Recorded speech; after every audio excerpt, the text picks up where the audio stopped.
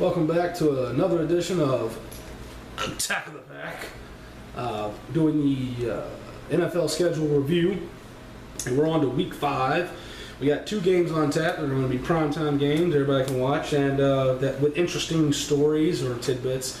Now, of course, as we get deeper and deeper into the season, there's going to be less and less to look at because we're not going to know who is looking like what. And what I mean by that is, if there's a primetime game between the Giants and the Redskins in like Week 17 or something, on paper, based on what they did last year, it doesn't look like it's going to be really, anything special. But who's to say both of those teams aren't like battling for, the number 1 seed in the playoffs, and the other one's going to get a wild card berth, or something like that. So we don't know those kind of storylines. We're not going to talk about those because once again we can't predict those. But anyways, moving on. So we're looking. The first one we're going to look at Week 5. We have the Colts versus the Texans. This is Andre Johnson coming back to Houston, and it's the story of Andre's revenge. Joe, what do you know? According to my wife, not much. Yes. Hey, like we talked about earlier, it's going to be very disappointing if Andre Johnson doesn't come out and just He needs to have a pretty big game. Yeah. He needs to have a pretty big game against Houston to make them realize, like, nah, motherfuckers, I am still good. Just like Steve Johnson embarrassed Carolina when he went back there and played them. And I guess another point to look at in this game, not that anybody... Did I say Steve Johnson? Steve Smith Sr. Not that anybody's going to shut him down, but how will the Colts offensive line hold up against J.J. Watt? What about Jadeveon Clowney? Is he going to show up? Is he going to show up? Yes, indeed. Didn't really see much of him his rookie season. Totally forgot about him, to be honest. I completely forgot he existed until right now. I'm going to be honest. Even in college, the only thing I remember him for was that hit against Michigan. That's because I'm a Michigan fan. Well, his last year in college, they said he slacked off and just tried to protect his body for the NFL. But I digress. That'll be interesting. Jadeveon Clowney made a lot of talk about getting after Andrew Luck. Well, it's time for your ass to check that cash your mouth road.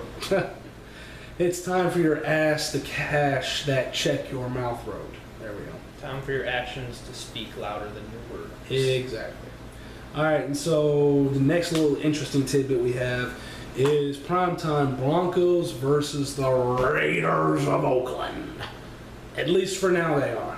Who knows what they'll be in the future, but right now they're the Oakland Raiders. The reason why this is interesting is because Jack Del Rio is making his return. Or actually, no. That's later. No, because it's Broncos at Raiders. So, my question to you, Joe, is, could this be a surprise upset? I believe it could. Derek Carr looking good. Mm-hmm. Got some weapons in there now. Mm-hmm. Got Clive Walford. Will the Broncos be swallowed by the black hole? I would love for it to be an upset because I don't like Peyton Manning. But this is only Week 5. I don't think Peyton Manning's noodle arm is going to start showing until around Week 9, maybe Week 10. The last season he looked pretty good until about 6 weeks to go in the regular season. So unfortunately, I think his arm is still going to be holding up pretty well. Only thing is they're not going to have to worry about Julius Thomas. And like I said, they got a couple things going for them they didn't have last year. James Jones, sorry, is not a number 1, but Amari Cooper could very well be. Clive Walford, you got him out there. They got some other interesting young players out there. Latavius Murray in the backfield.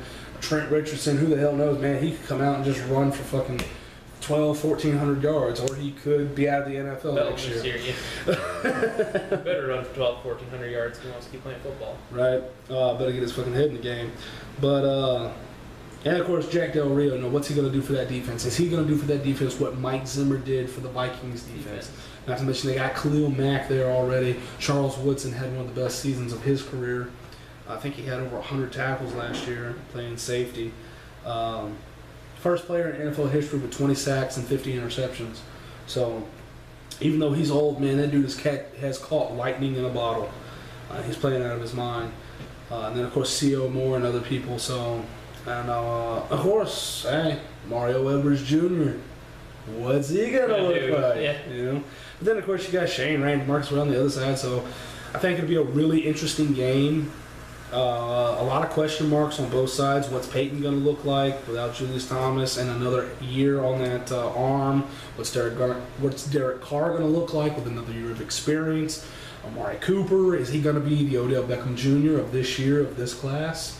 Most exciting player, possibly. Overall, just I think it's going to be an interesting game, but unfortunately, I think the Broncos are probably going to come away with that one. Then again, we'll have a more clear picture come about week 4 before we get to week 5 and get to that game. But it's going to do it for week 5, so come on back for week 6 on Attack the Pack.